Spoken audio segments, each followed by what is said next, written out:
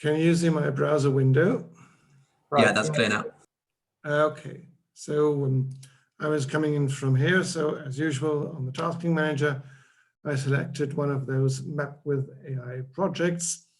And the bit you have to make sure is just that your editor, well, if you want to use ID, then you need to select Rapid and not JOSM.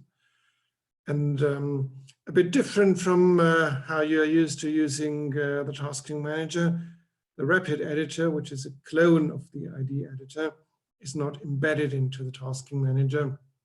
So it'll come up as a separate window.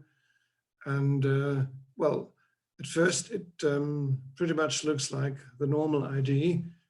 The difference will become more visible if you zoom in, because then, yep, you see a purple layer. So first of all, you see the usual contents from OpenStreetMap, which had been mapped previously. And then you see a purple layer. And in this case, this was a roads import project.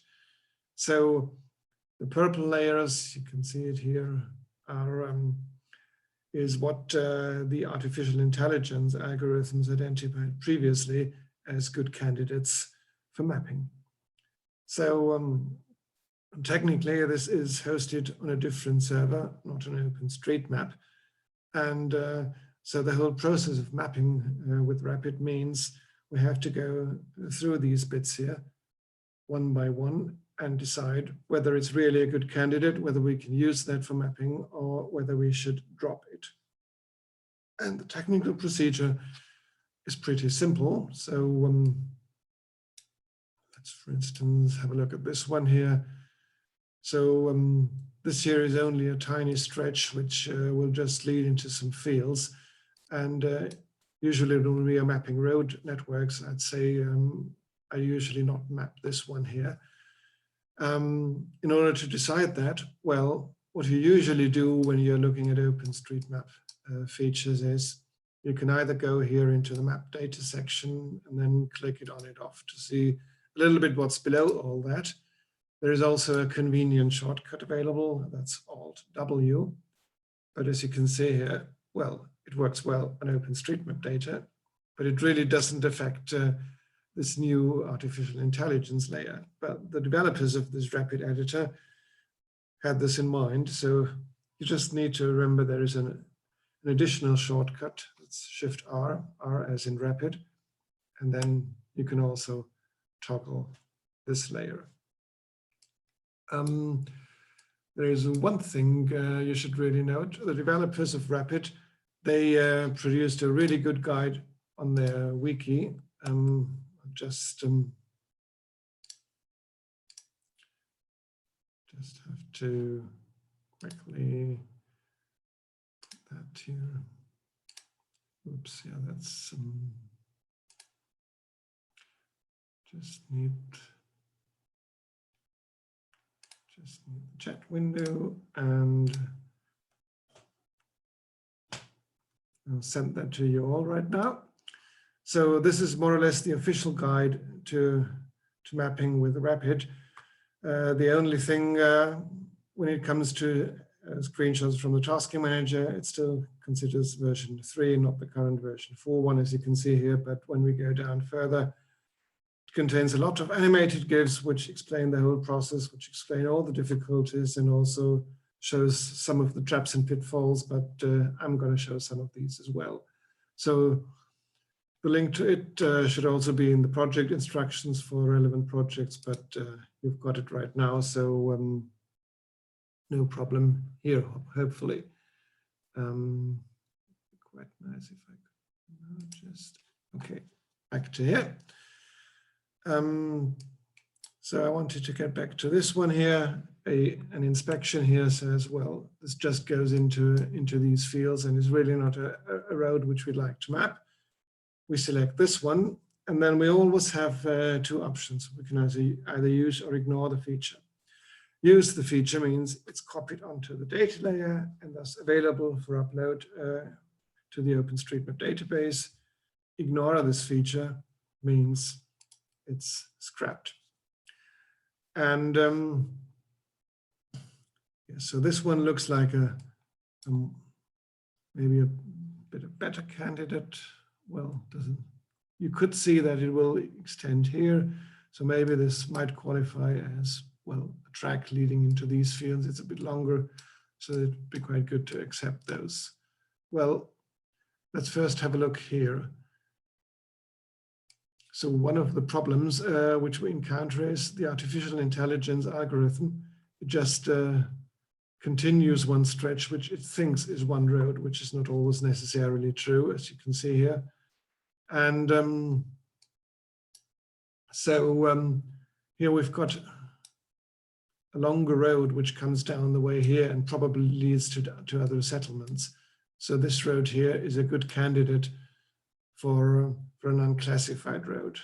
And as you can see up here, it came in classified as residential by the AI algorithm, which is something we have to change. So we will use, sorry for that, we will use this feature. Okay, I haven't been logged in here in this session. That's weird. Okay, no, just start mapping. Okay. And we'll also use this feature. And yeah, let's see that and it might continue here. So, okay. Now we've got these here, but we certainly cannot accept them as residential roads because they leave this residential area. So we certainly have to use this unclassified road. And we'll also make this an unclassified road and this one as well. So it's always important to keep the classification of roads consistent. We might as well connect those roads if we like. So for instance, you could select them both, use your right click and oops. This one and this one and oops. I'm a bit worried why that doesn't work here. Okay, yep. There is something else. Okay, good to zoom in. This is an artifact which we most definitely have to ignore. That's for sure. So I'm not quite sure why it doesn't really let me merge them. Well, not that important right now. This one here is then a good candidate to leave it as a residential road. And I've seen there is another bit. This one certainly is uninteresting, so we ignore this feature. So it is always a good idea to zoom in and out in order to make sure that we get a consistent road network and that we get rid of all those bits here, which the AI algorithm shows us. Another point will be completeness. As you can see, it identifies quite a number of roads, but well, if we use this bit here, certainly not as a residential, but as an unclassified road, then we should really continue the line in order to make sure that it connects to this one. I'm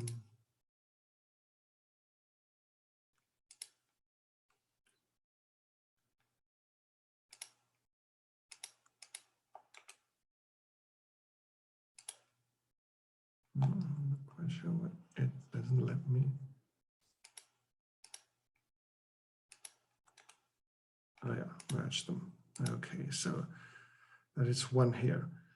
So always make sure that roads are connected to other roads because, well, we want to have a road network and not just isolated roads.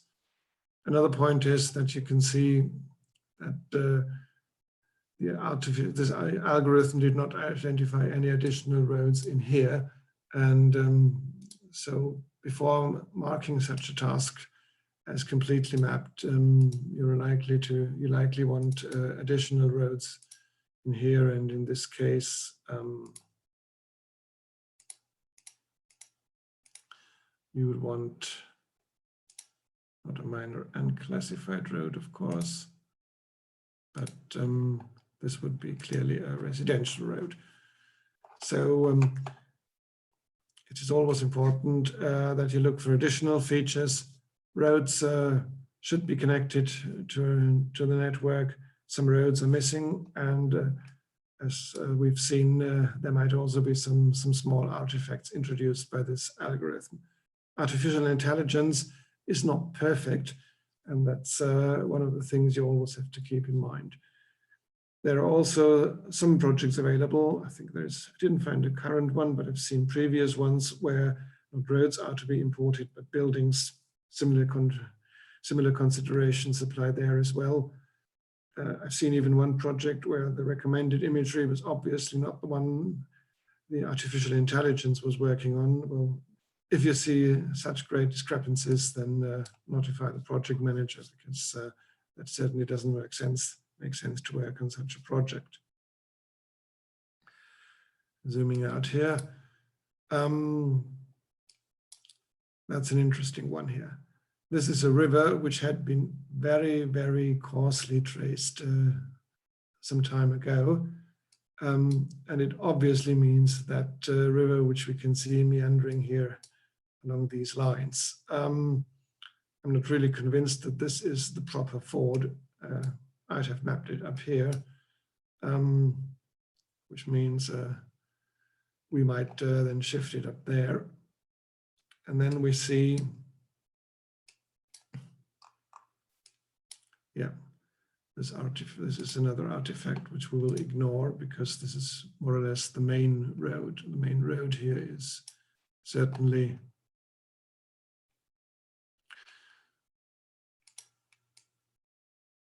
rather this one. So this is obviously, I'd say, it's pretty obvious that this is the main highway, and then it connects here with something like that, which yeah, might be considered a track, because it'll only lead into some fields. So we're not gonna consider it as this. So I'm not gonna consider, because this is an unmaintained track, and the same would apply for here. So, and in this way, you work way through a complete task. And the point you should note is, once you've accepted any feature by using this feature, you should really make sure that you upload your work in the end, because after all, if you use the feature, same as if you ignore the feature, it is deleted from this rapid database from where all these roads are imported. So if you say you're going to use it, but if you don't upload your session afterwards to the OpenStreetMap database, then this feature would be lost. So that's pretty important. As far as the technical things are concerned, that's basically all there is to add to this. While validating on a couple of projects, I encountered a few interesting situations, and I've put together a presentation here, which I'd like to share with you. So I hope you can see those slides here. Yeah, that's good. Okay, so just as I mentioned, you start Rapid, and once you select a feature, decide how to proceed, use it, which means it adds this to the data layer. It's ready for later upload, and it removes it from the Rapid data layer, from the Rapid database. If you ignore it, it only removes it from that database. So if you don't mark the task as finished and someone else gets back later to review that and to continue mapping, he will only be seeing those purple layers on Rapid, which you haven't been either using or ignoring. So that's the important thing here to keep in mind. As I showed to you, sometimes it's worthwhile merging different sections of a road. Just use good judgment whether you keep it as individual stretches or, if you'd like, to merge them. Well, this here certainly isn't worth being mapped as a loop, as a whole here. So just decide by hitting Shift R so that you make this rapid layer invisible. Just decide which one is the major track here and which one is the minor one, and just only map one of them. It's not worth keeping them all. And then you would continue the 3 stretches and merge them afterwards. This here is certainly nothing to be mapped as anything like a roundabout. We often see that on unpaved roads and in desert-like areas. Lots of traces running more or less in parallel. Just use a discretion which one to select and make this a T-junction, and please don't map it like some kind of roundabout. Another interesting point here. On the top, here are 2 unclassified highways, and they are really unclassified highways because they connect to neighboring settlements. The same goes for those 2 in here. And then, well, most everything here inside this village was accepted from Rapid, and they all mapped it here as residential highways. This typically doesn't make sense. If we have a higher order network, whether it's unclassified or third or tertiary roads or whatever, it should be a continuous network. So this stretch here, which continues those unclassified roads in the north and in the south, should also be considered an unclassified road. And we should keep those others here as residential. Here you can see one stop here ends here, another one goes up here. Please do not leave them open as in this way, just connect them.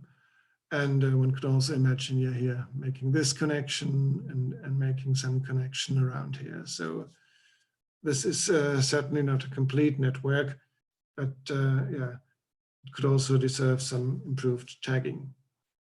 Unfortunately, this is not the worst thing I encountered.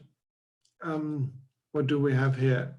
We have an inbound unclassified road up here, which turns into a path down here. Then we're here in a residential highway, and finally it gets back to unclassified.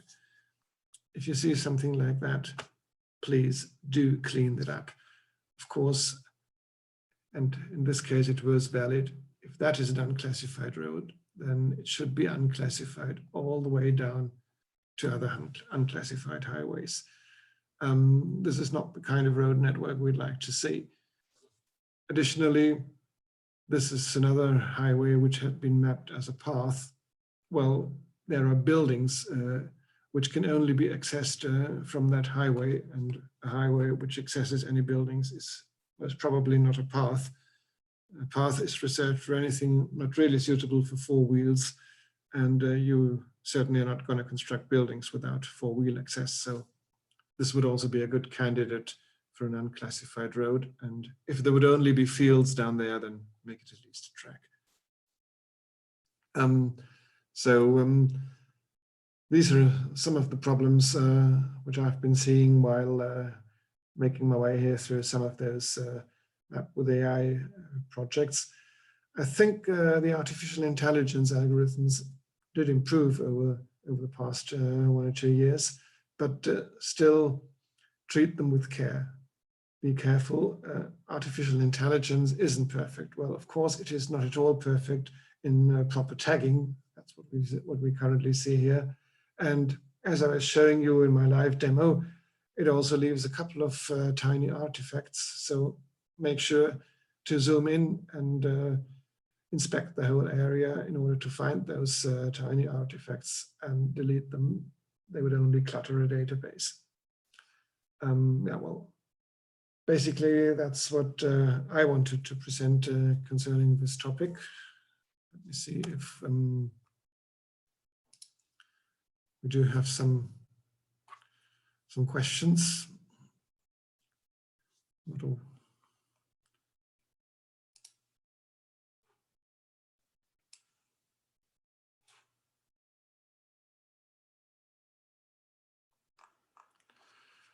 And if this is not the case, I think the next part would be Ralph's turn and show you how to validate with ID.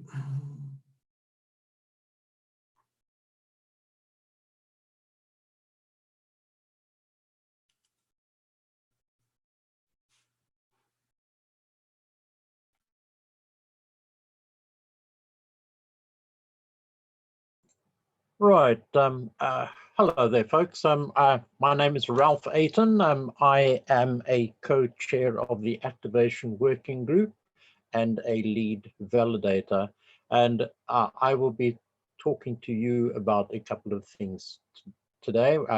The one is how to handle and use issues to make sure that we're producing quality mapping. The other two items that I would like to show you is multi-polygons and relations. Hopefully you can see my blue screen. Is that correct? Yeah, that's clear. Okay. I'm going to take you to OpenStreetMap, and I'm going to take you to an area. I use the search box to go where I want to go and type in. We are going to go to Gaul in Malawi. Okay, and here I have it. So I'm going to zoom in, and this is the area I'm going to be looking at to be explain to you what we're doing. So I'm going to go to my ID editor. And here we are. Now, I don't have any background and I don't have anything showing yet. So you can see there it says zoom in to edit. And you have to zoom in quite far before things start to show.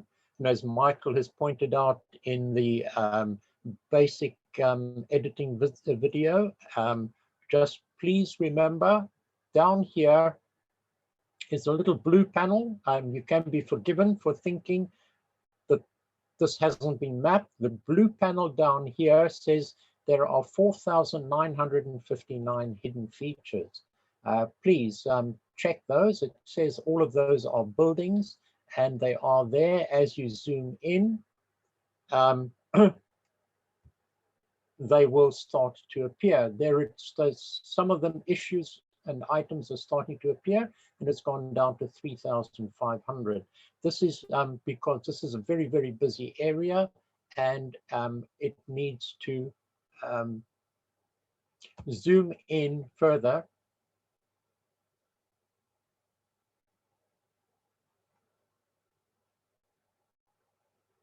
All right, please be patient. The internet is a bit slow here. You see there's 682 features still hidden until we get in, and suddenly they pop up and appear. Now, unfortunately, this is causing us a lot of problems in that people don't zoom in far enough, and we get duplicated buildings because people are drawing the buildings again. Let me just bring in the background imagery. I use shortcut keys, so I will call out the shortcut key as I do this. You can see that it gives you the information regarding which shortcut key this is for the background settings. That's B, so I press B on my keyboard.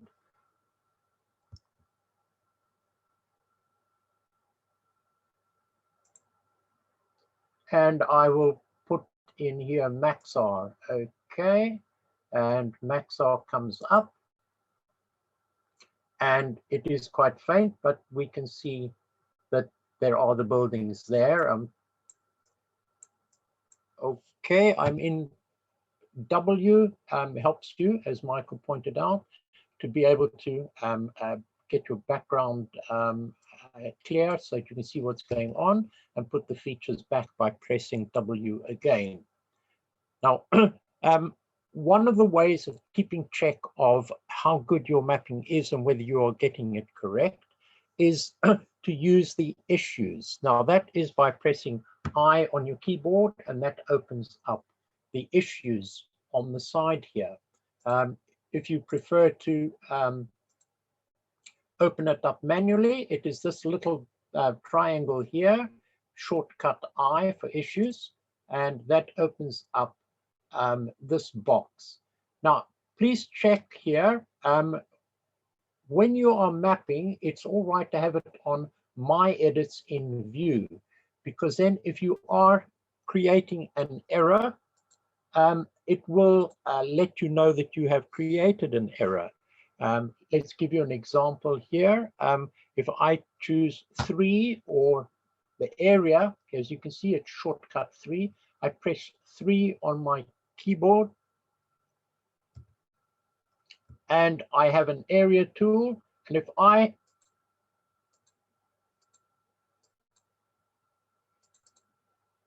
make this, it says no descriptive, it's an area, so I make it a building. Okay, and it should have told me that this building is connected to a road, but it doesn't. So this is something you need to be careful of. Not all the errors will show up, okay? And you need to be aware that certain things should show up, but don't.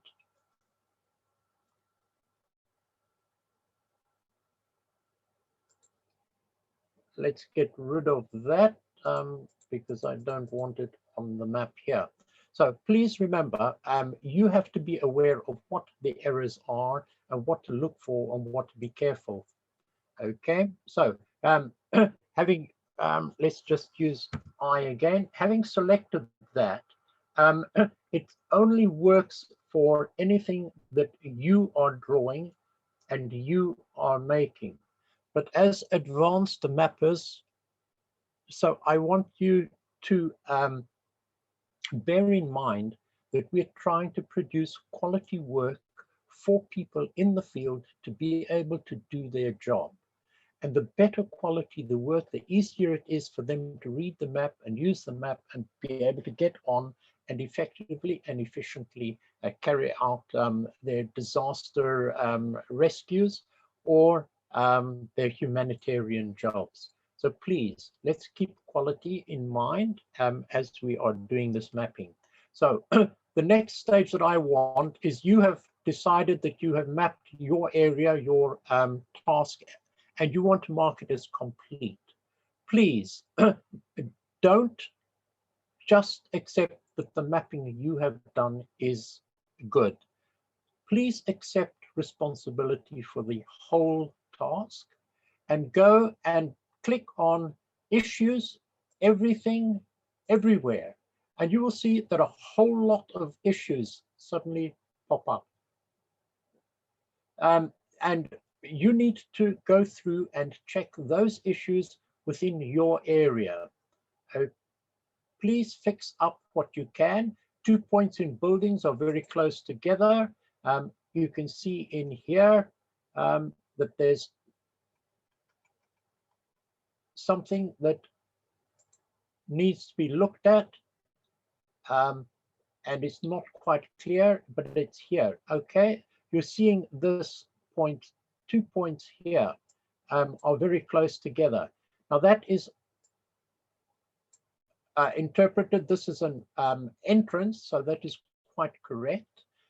If you could see that there was something in between, it would probably be a gate, but that is acceptable. So don't accept that all of these may well be wrong. As Michael told you with Rapid, the AI does not always get things correct. So it doesn't quite interpret because it can't see that there's something not right here or something is right.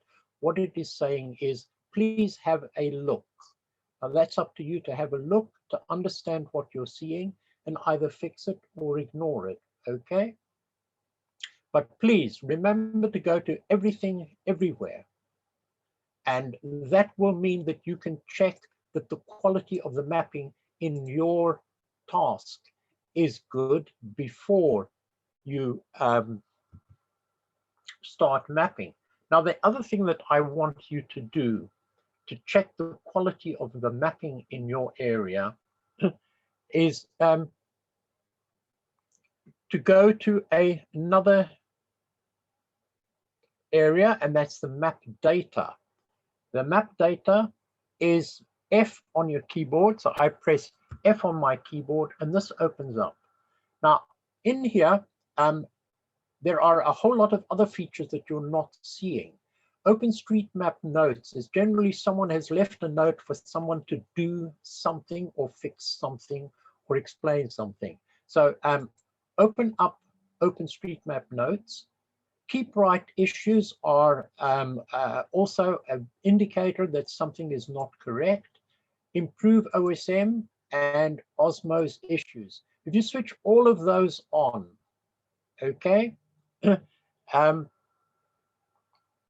and we want to be able to see what has now happened, and I'm going to zoom out.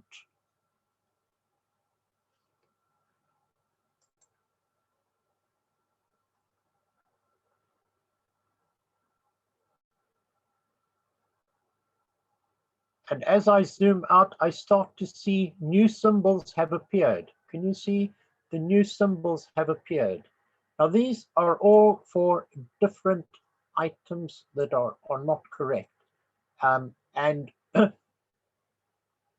I'm going to select, and as I select, you will see in the search features box here that it will explain what is happening and what is wrong there. There, someone is asking for a local name tag to be added to the road. Here again, we have something else, and this is a primary link joined in a very sharp angle. There's no one-way tag or turn restriction. So you can see that there are a number of issues that are mentioned here. These are all for ways, but if I zoom out more, there are other issues which we will see. Okay, now buildings, if your project is about buildings, these would be most important for you to check them. It's a residential building, fixed geometry, so the buildings don't overlap. So those are all items that were not seen when we were zoomed in, but they are important for you to fix before you mark your task as complete. So please check. Remember, that is in map data or F on your keyboard, and select keep right, improve OSM and Osmose issues, plus OpenStreetMap notes. Once you have opened those, they will all give you indicators that there are things that need attention on the map. And please try to fix them before you mark it as complete. Now, one other thing here is in the same one is a measurement panel, and that you can call up at any time by holding down the Control and the Shift key and pressing M, and it brings up a panel at the bottom here. This panel is very useful in the sense that zooming in, if you're drawing a building and you're zoomed in, so let's do a building. So I press 3 on my keyboard and I drawing a building, and I can see that this building is only 2.8 meters long, right? So that is very small and may not be a building. It may just be a dog kennel or a chicken coop or something like that. So the size is important. As far as that is concerned, it helps you to understand. The other thing that it also helps you to understand is to know whether a road is actually a road or whether it's a path. If I call it up again, Shift Control M, it's gone. Shift Control M, it's there. Now I'm going to use my line tool. That's the line there. And you can see it's a shortcut 2. So I press 2 on my keyboard and I measure the width of the road. If it's less than 1.8 meters, as I can see, this one is 1.5 meters. It is 1.8 meters, and therefore it is not wide enough for a 4-wheeled vehicle. Now, please use this method when you are mapping with the AI and Rapid, because you can very quickly see if it is a road or a path from that. This one is too narrow, and that would be a path. Okay, I press escape on my keyboard to get away from that. The other indicator, of course, is for waterways. If a waterway is 10 meters or wider, then generally, we would like you to put the riverbanks in as well to show the width of the river. So that's also a good indicator for measurement. So remember your measurement down here. Remember all of those items to check for accuracy. It's in your data, map data, shortcut F.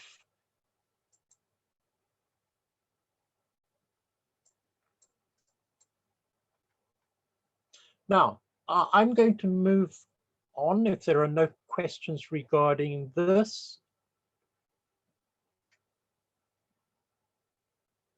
No, okay, I'm going to move on now to the multi-polygon and the relation. Okay, multi-polygon and relations. Now these are two separate items of the same issue, the same thing.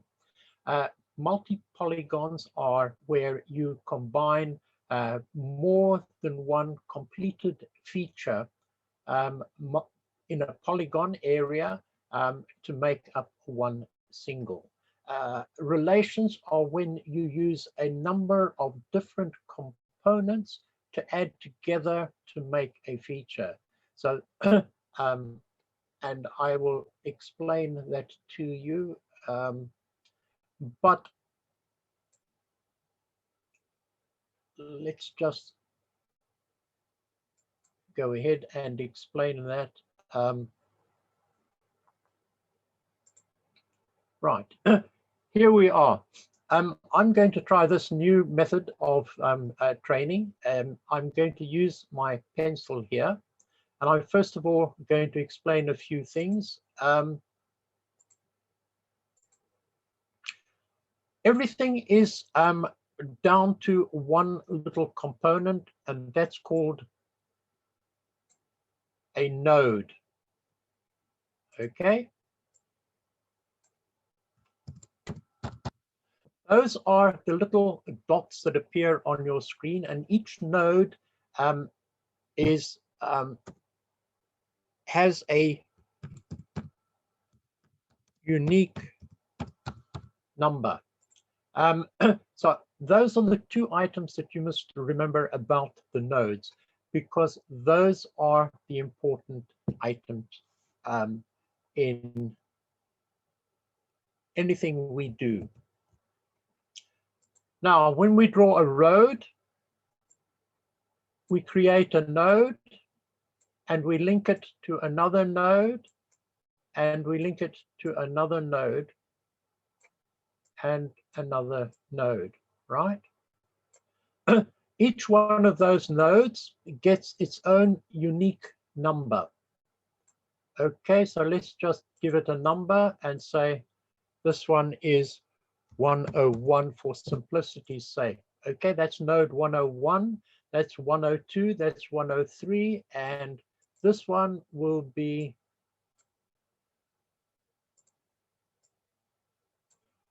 104. Okay, so this way is going to be way 1, and that equals 101 plus 102 plus 103 plus 104. The reason why I'm doing this, I'll explain in a few moments, and you'll see clearly why I'm doing this. Now let's do another road, okay, and that is coming this way. You get your node and you another node and another node, and you end it off by linking it to that node. Now, once again, all of these will get a unique number. So let's just say that one is now 601, and that will be 602, and that will be 603, but that won't be 604. Instead, that is going to be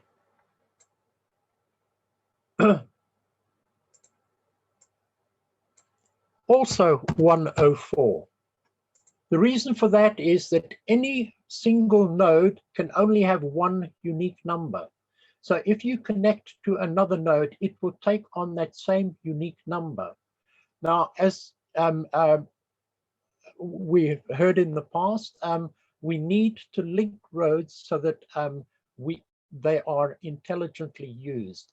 Now, this is because routing software will look at these two, and it will need to know that that road and that road are connected.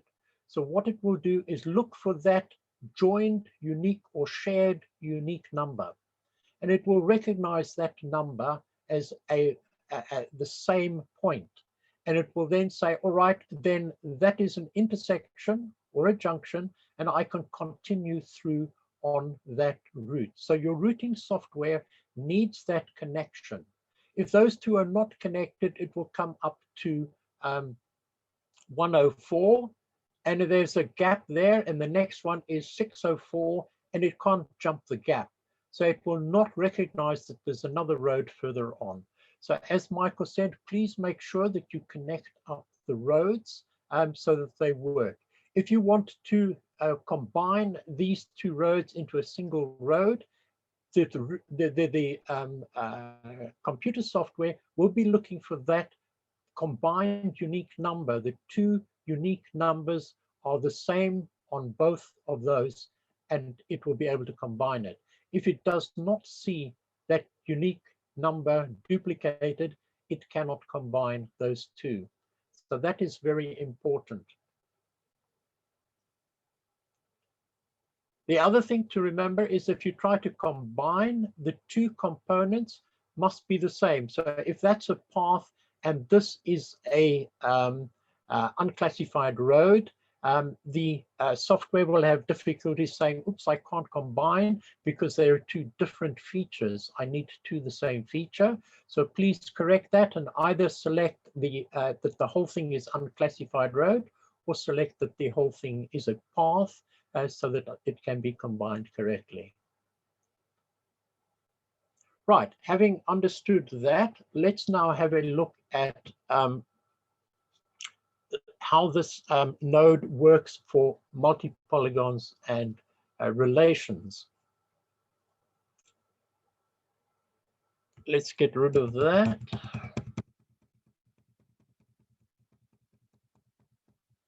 Right. In the case of a multi-polygon, the idea is that we can create different areas within different areas, and they will work the way we want them to do.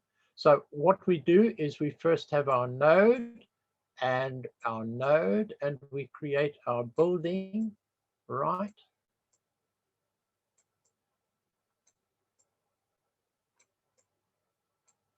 Okay, and that will be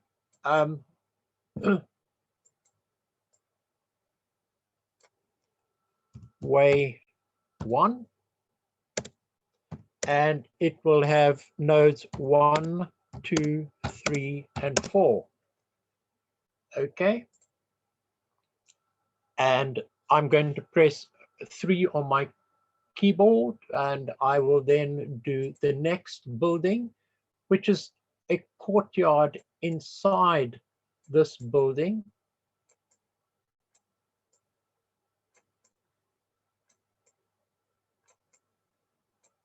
Right, that's how a multi-polygon works. When you combine those two, it will create the outer one and the inner one. Those are the roles, way 1 and way 2. Let me have this as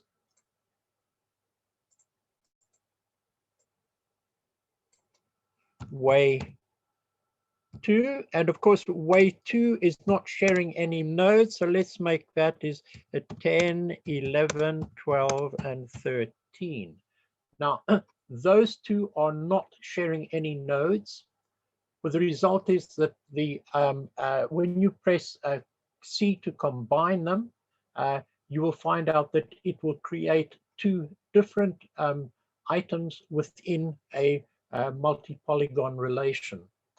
And if that shared a node, that would be a completely different feature if it's shared nodes. So to be able to create the multi-polygon, it should not be sharing any nodes. Okay, now with a relation, this is a multi-polygon. With a relation, I'll give you another example here. Let us just say the relation has a road,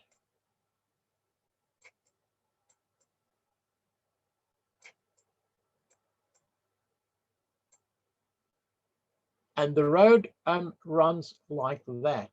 Then let's use another color, and you have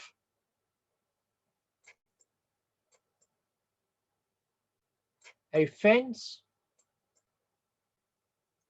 and it links to the road. And you have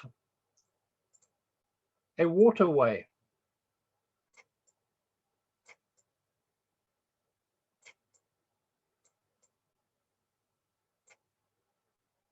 And it runs underneath the road, or let's just say it joins there as a ford. Let's make that a ford, just for simplicity's sake, okay? And then we have another track.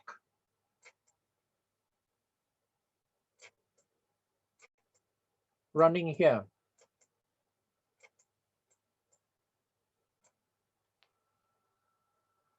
Okay.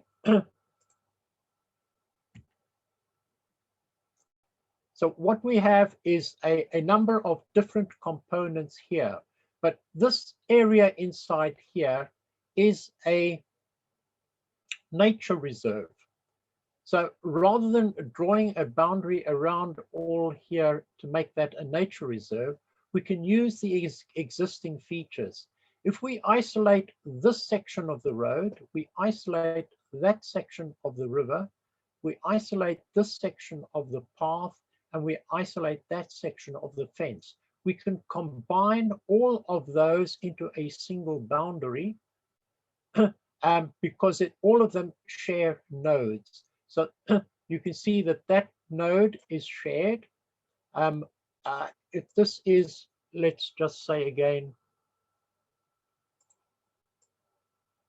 go back to our 101, and that there is 102. That is 103 and 104. So we can see that 102 and 103 are there. And what we have is this is also shared by the fence. So that is also 102. And with the river, that one will also be 103 because that's shared nodes. Okay, so that's what the software will be looking for, to be able to combine this into a single relation. All of those have got to be shared nodes with the features so that they will link up and join, and that will make that.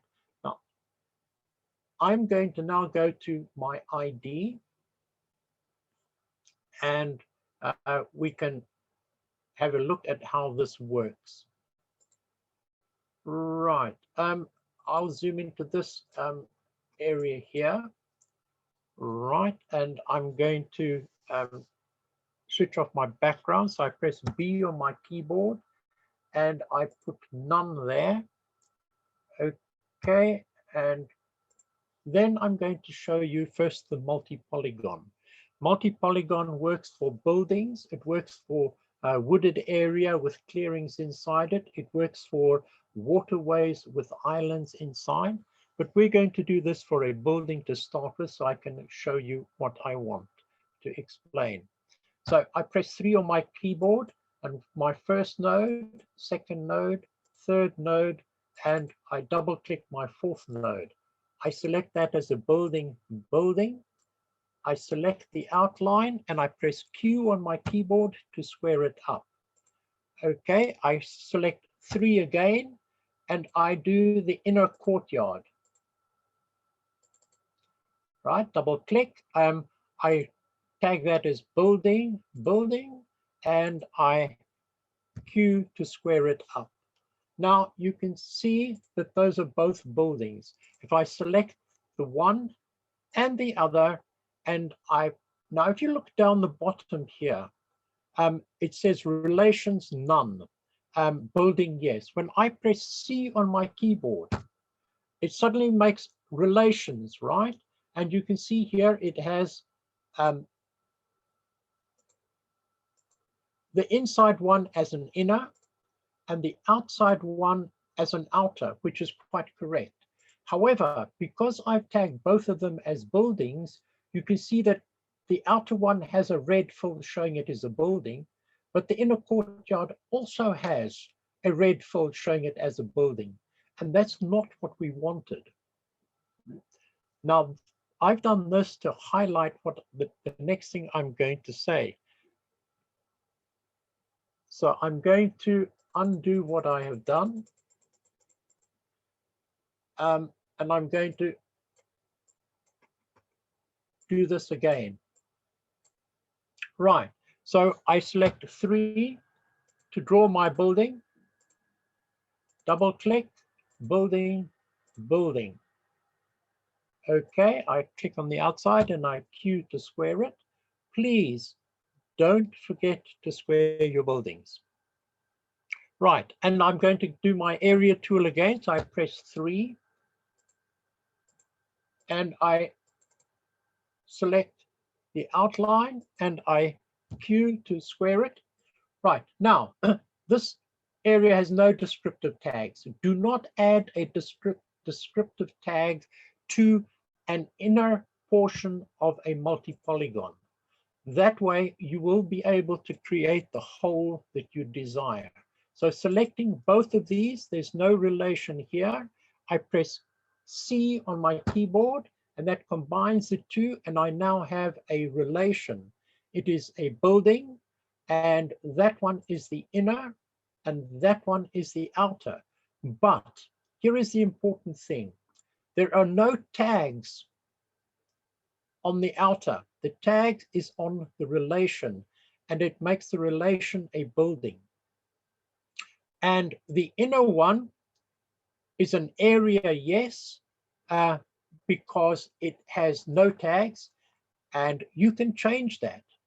You can now, after you have created the multi-polygon in the relation, you can tag the inner courtyard. Let's just say that it is natural wood. It is full of trees, just for sake of a component that you will be able to see. So I get rid of area yes, and I add natural wood. Natural wood. And I can see that it now takes on the full. So you can, in actual fact, add the additional tag to the inner component of your multi-polygon after you've created the multi-polygon. So you first have to create that hole in the multi-polygon so that you can create that. So please, if you're creating a multi-polygon, do not tag the inner portion before you have completed the relation.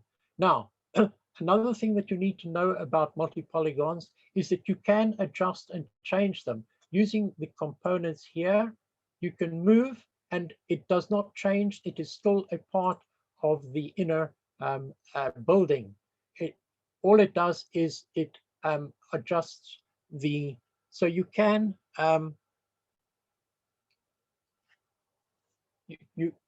what you can do is you can make adjustments to a multi-polygon. The one thing that I want you to be perfectly aware of is that you cannot move without selecting both parts of the relation, okay? And you can move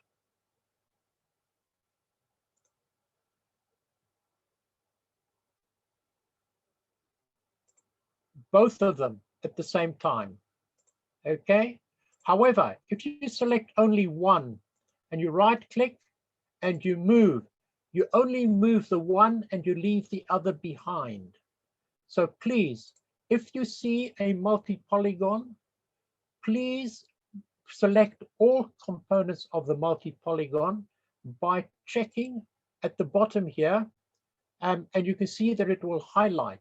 Now let's just say there was a second one in there. I'm going to 3 on my keyboard and draw another one. I'm then going to hold down my shift key and I'm going to select all 3 of those. And I'm going to say combine. And that will not work. So please, you cannot do changes like this at this stage. Okay? So please remember that you cannot do changes at this stage. If you want to delete a building which has a courtyard, which does not exist anymore, please remember that to change that, you have to, first of all, delete the relation. If you delete the building,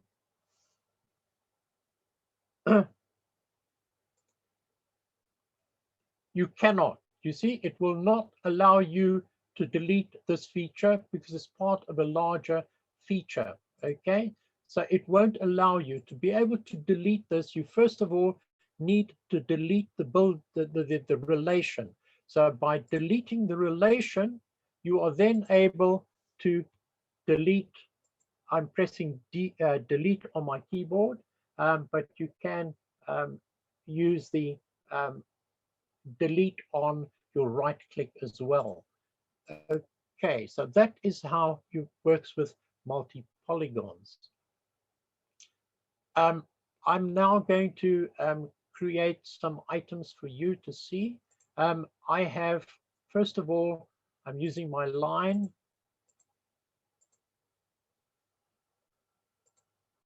And I'm going to say that this is a minor road unclassified. And I'm then going to use my line tool again. So I press 2 and it shares a node there. And I'm going to make that a fence. Remember what I was talking about? And then I'm going to use my line tool again, and I'm going to share a node. And this is a river. And the last one that I'm going to do is I'm going to use my line tool again, press 2, shares the node. And I'm going to make this as a path, right? If I want to combine this, it won't be easy because that is a continuous road. These are small components. I only want this section of the road. So what I need to do is I need to split the road. Okay, and split the road at those 2 points so that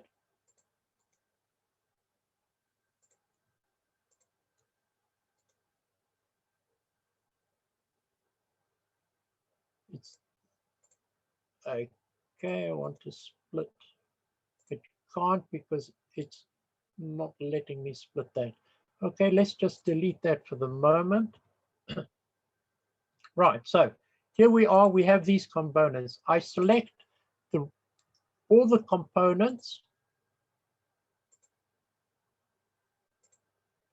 and I press C to combine them, and it will not combine because this is not a multi-polygon, so it won't combine it.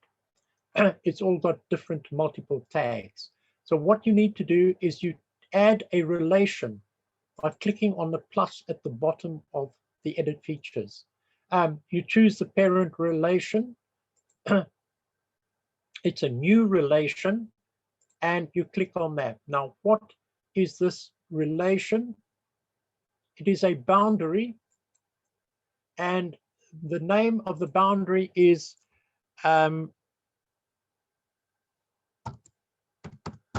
woods, because this is a large, all right, let's make it a nature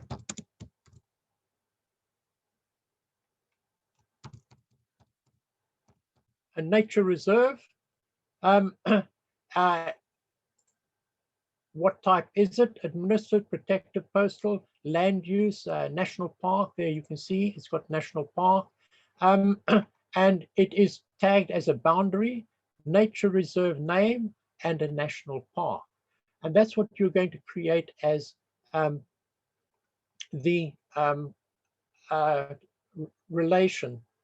But what you have to do is to give them a role. So the minor unclassified road, the kind of role is an outer, because remember, it is the outside perimeter of the nature reserve. So it will be an outer. The river, the role on the river will also be an outer.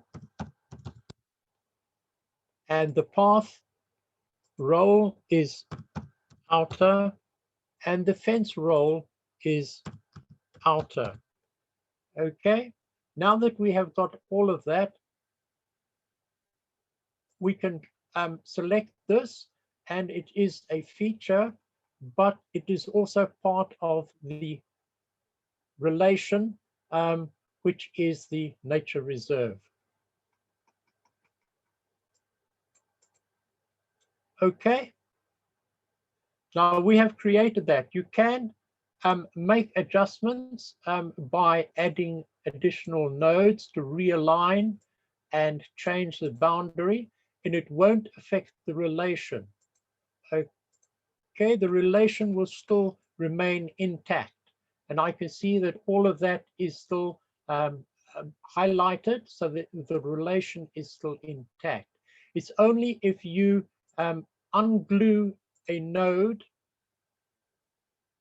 you disconnect or continue that line, that you can't disconnect or split because it's part of the relation. This is a feature that has been added in to the ID editor to prevent you from breaking up relations that easily. Okay, so that is now a single relation on OpenStreetMap. I'm not going to save this because I don't want it to appear on OpenStreetMap. However, what you can do is you can add a tag. Let's just say the relation has got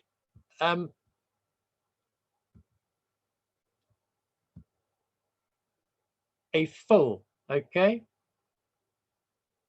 All right, I can't do that here. It doesn't have the sophistication to do so. I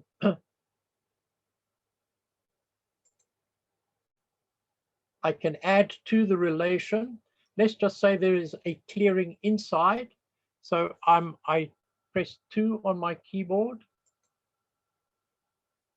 2 on my keyboard, and I can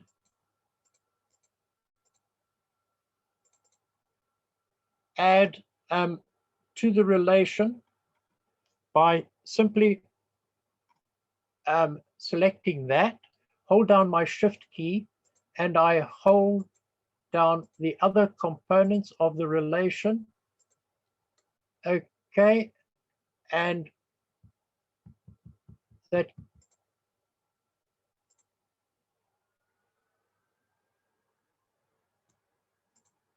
is not adding to the relation. Okay, so you see that you need to do all components at this stage before you create the what you can do is delete the relation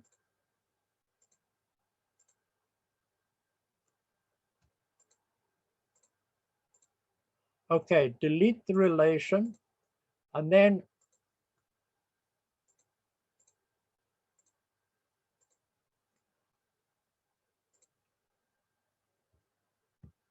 create a new relation with the tagging. And the role is outer. Shouldn't have caps lock on. It's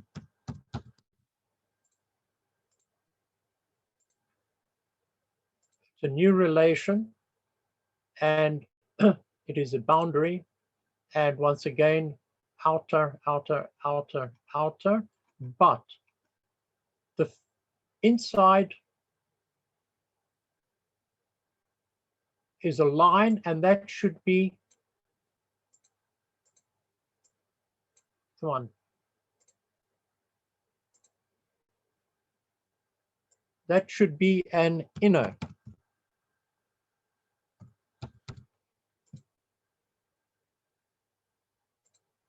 Right, so now we have it, that we have the whole thing as, and we can add a tag to the inner as land use, farmland, and it will not affect the whole of the relation.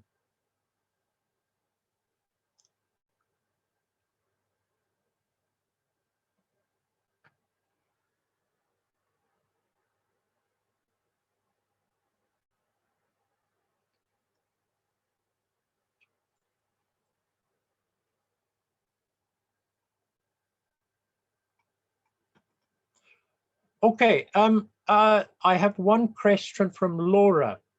Another way, of course, is to draw the nature reserve separately and having the nature reserve boundary as a polygon. Yes, that is quite correct. I use the nature reserve and this to identify as a way of not having shared nodes. If you use the way Laura has said and draw an outer for the nature reserve as a separate entity, you will end up with shared nodes of different components. And sometimes that does clash on OpenStreetMap and show up as an error. And then we get people trying to change that or disconnect them, and they break the relation or they break the boundary. The other problem with this as a relation is also if they change the road or delete the road or try to alter the road, it alters the relation here. So relations are something that are quite delicate, and we need to be careful of what we're doing when we select an item and we notice that it is part of a relation. This is also to show you that when you are trying to work within your area, now just remember, any component could be a part of a much larger relation that is outside. It could be components of an administrative boundary. And if it is, what you are going to find is that when you try to delete or change the road, let's just say you want to delete it, it won't let you do certain things like disconnect or anything like that, or delete. That will be the reason why. Okay, it is a good point for me to show you that if you do come across that where it says, no, you can't delete something, then check to make sure that it isn't part of a relation before you do that.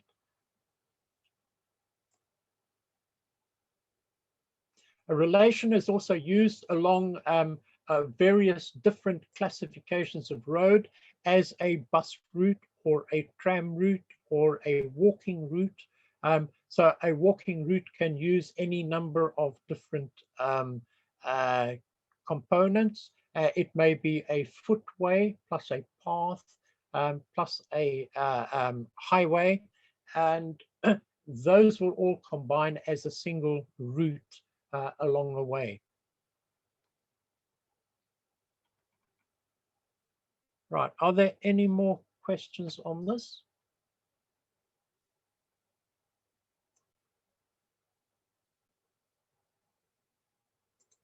Okay, then I will stop my share and pass over to Jeffrey. Thank you for remaining and listening.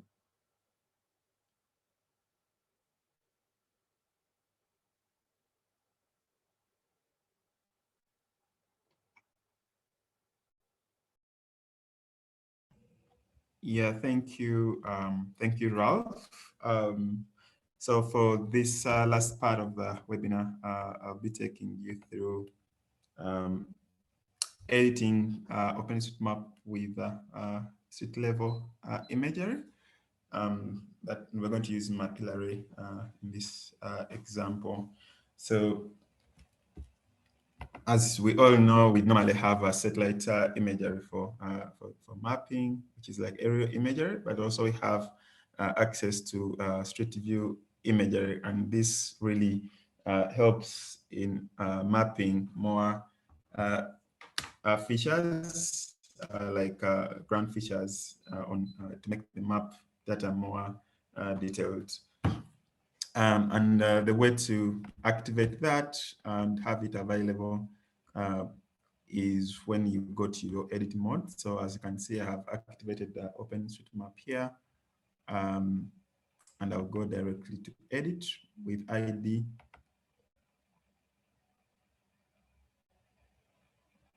So I'll just use an example from Kampala here. So I have my imagery, which is loaded here. And you can see from my background settings that I'm using Bing aerial imagery. But to be able to add more options to help you edit, if you go to map data here, then you have an option of adding Mapillary, which you can see here. You can also see that there is also OpenStreetMap CAM, which is also available for editing, which is another example of street view imagery, but I'll use Mapillary as an example. So yeah, when you load Mapillary, you can see some green features here which have been loaded on my base map. And that those are the Mapillary images. But you can also go ahead and activate map features. So Mapillary automatically detects map features, which you can also add to OpenStreetMap. And of course, traffic signs. So you can see the map features here that have been detected. But I can also activate traffic signs. So those are the two features which have been detected now. I can see here some examples of traffic signs in this area that I've just activated.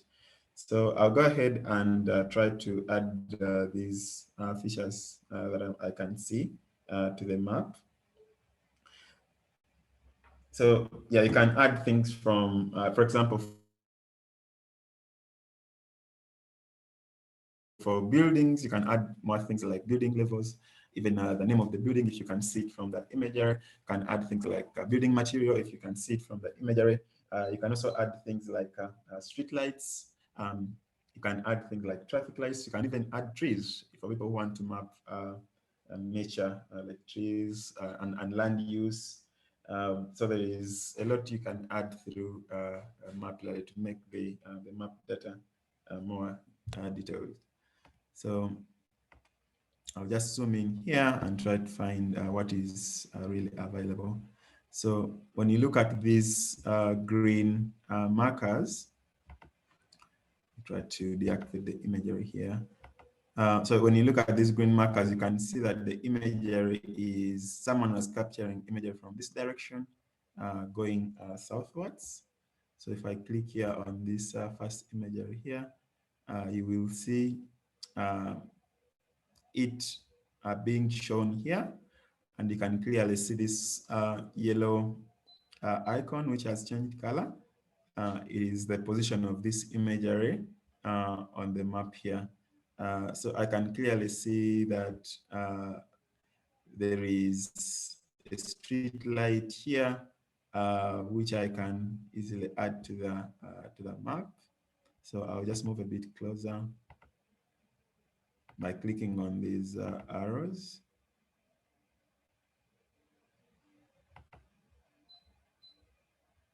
So it's taking me in the other opposite direction. So yeah, this is where we are now.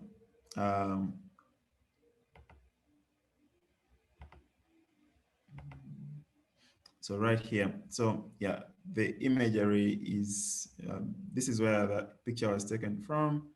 And I can see here on the left-hand side, there is a street light. So I can easily add that to the map.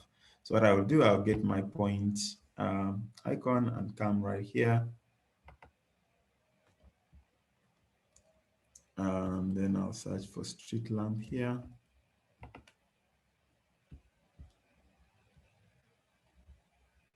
Yeah, and yeah, that's it. I've added the street lamp there. It has been added to the map.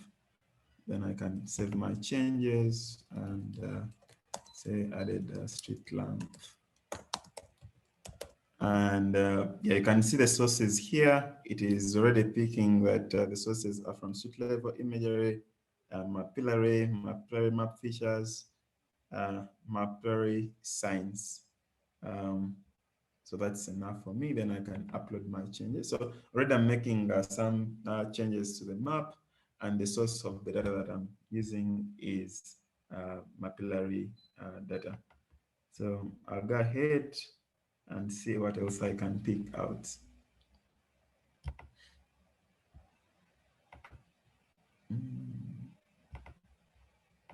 Okay, so I'm just proceeding down the street.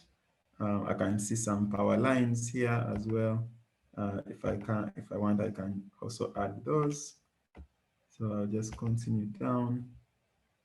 So you can see here the features that Mapillary has detected, which you can look at more closely. So for example, there is a street light here. It wasn't captured very well. So if it's not clear, I can simply just ignore it and continue. So I can always zoom in and out to see something more clear. It's also picking out some street signs, which can also help if you're going to map amenities. And if you were interested in using this and you realize the street level imagery is not available for maybe the place that you are interested in, where, for example, where you stay, yeah, you can also always download this the application and capture the imagery yourself, upload it to Mapillary, and then it will be made accessible through OpenStreetMap. And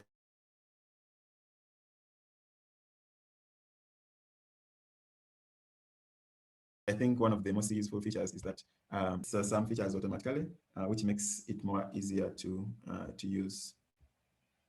So I'll go ahead and see what else we can pick and map here.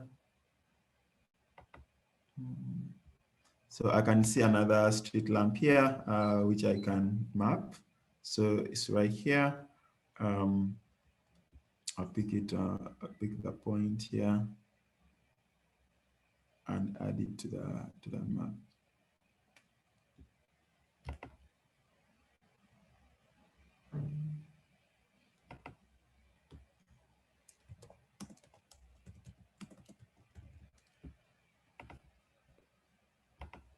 So I've added that, and I'll continue.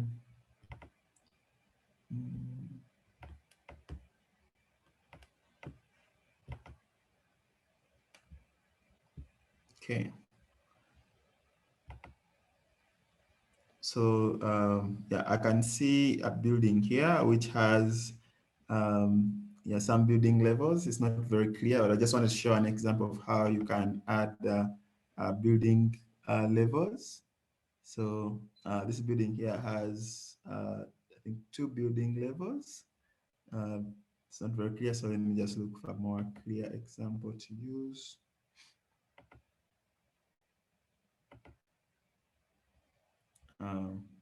Just go to another part of the city where we can get a better example.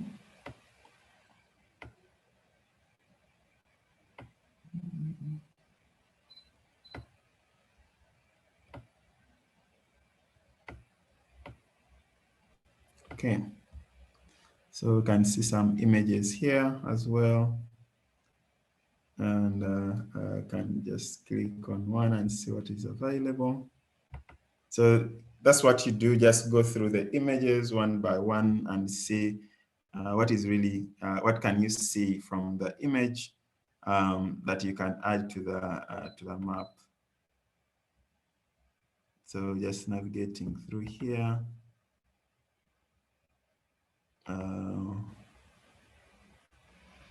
Yeah, some of the quality of the image may not be good, so it really also depends on the quality of the imagery that is available in the place where you are trying to map. Some cities have like opened up imagery, others have not. So it really depends on the quality of the imagery and how clear it is for you to be able to pick out things.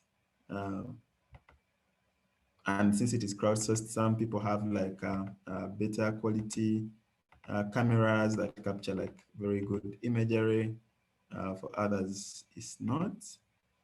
So yeah, you can see this is like a parking yard for trucks. So I can easily add that to the map.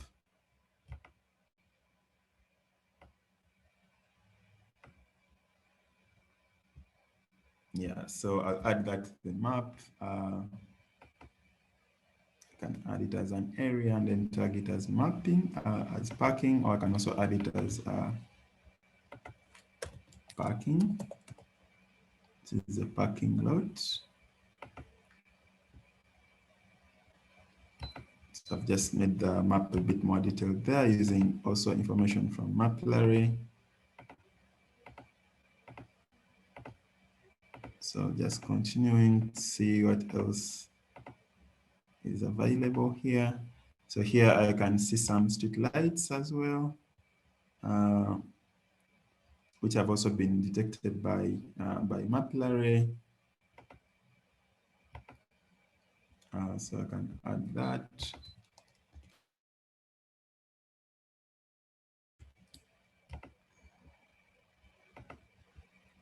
And then continue. So this is a shop, which is Mabira Battery Service Center. And I can add that to the map as well. I can see here. So always check to see. Yeah, this is what has been picked up by Mapillary. So I'll add this as a shop, which is Mabira Battery Service Center, and I'll give it a name, which is right on this building here. So which kind of shop is it? Battery Service Center. I don't know if there is anything like Battery Service Center in Mapillary. I don't think so. So I'd rather tag it as a shop. Just trying to find the correct tag we can use here.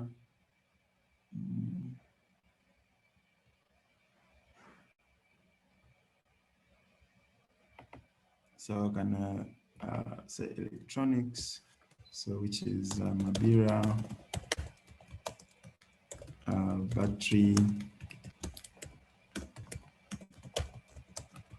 Service Center.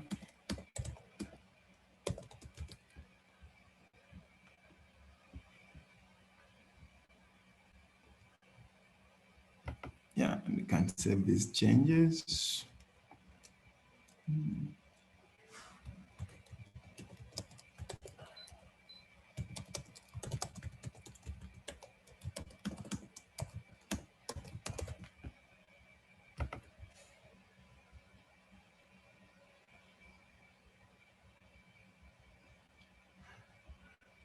So depending on what is really available, there is a lot you can add. You can also see power lines there. Yeah, this is another kind of shop, which is an office. St. Denis Funeral Services. There's also like details like the telephone number, and also the location. So I can also add this to the map. So it's right here, this building.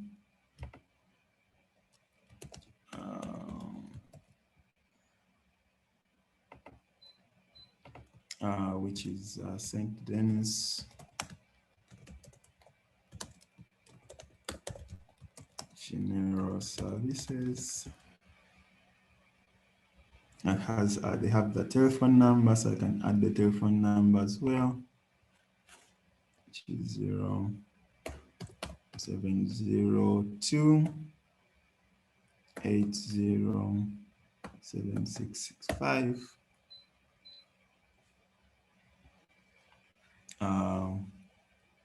Yeah, the other details are not visible from the imagery. For example, I don't know who the operator is or the address, but at least I can pick the road, because this is Chibuye Natete Road. So I'm improving the map using mapillary imagery. Yeah, I'd have added like building levels. So I think, yeah, there is one building, but it has a part which is 2 levels and the other part is like 1 level. So I can add that. So levels, I can have me on building. I've selected the building and I'm adding more attributes on that building. So I just simply come here and add 2. Yeah, so that is a detail which has been added. And then I'll continue and try to find other things to add. Yeah, this is a shop for paints. It's a hardware shop. It sells paints, so I can add that. So I'm adding more details to the map, and I'm using mapillary imagery. So this is BMG auto paints.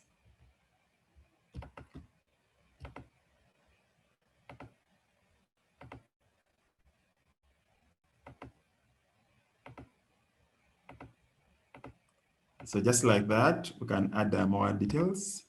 This is a mobile money shop. I can see it here, which I can also add to the map if I want to.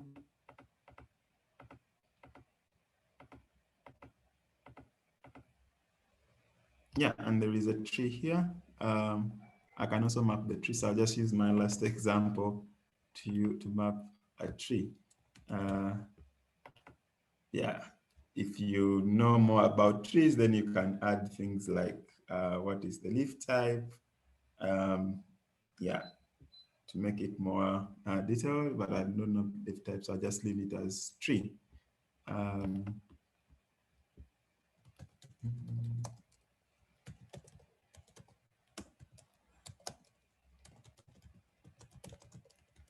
Add just comments.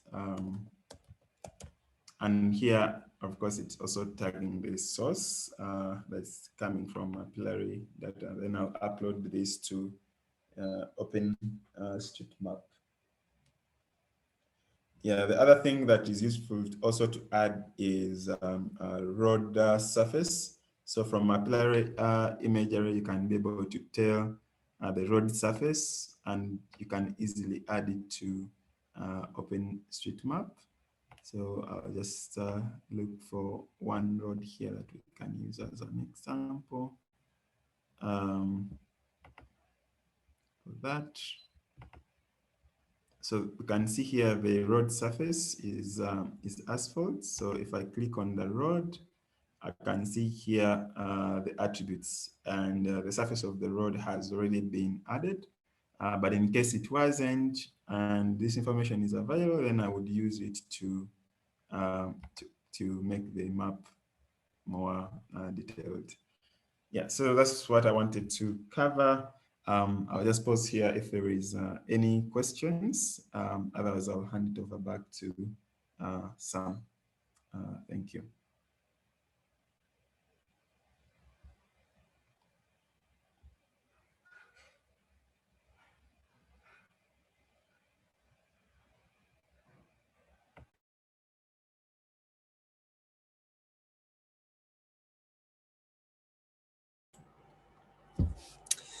Fantastic. Thanks so much, Jeffrey. And thanks, Michael and Ralph as well, for taking us through all of those additional features which can be found within the ID editor.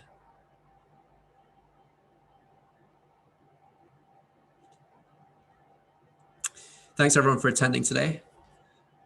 Just a reminder that recording of this has been made, and I'll be putting it up onto the Hot YouTube channel in the next day or so. So if you want to review anything that we've gone through, if you missed anything, you can jump back into this video once we've got it up on the YouTube channel.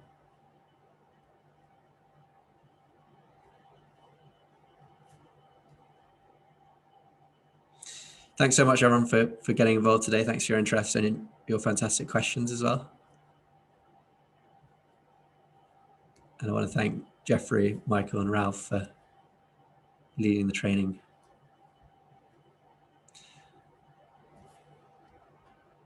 If you're interested in more of these training events, I'm going to post a link to the calendar where you can see upcoming training events.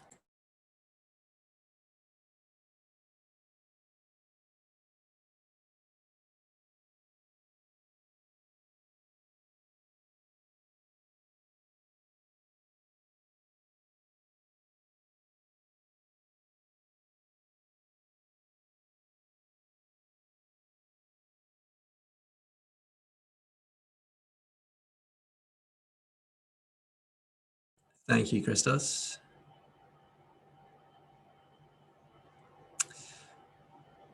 So if there's no more questions, I'll close this off now. But Michael's just posted into the chat an email address that you can reach out to if you've got any more questions.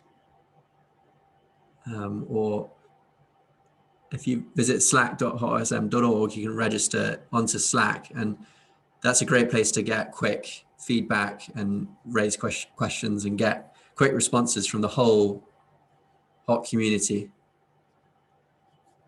So I recommend joining the Hot Slack if you've got questions. It's also quite easy to share screenshots and so on, or even you can share GIFs. And you'll see that there's quite a lot of enthusiasm to answer your questions quickly. But thanks very much, everyone, for joining. I hope you all have a good weekend.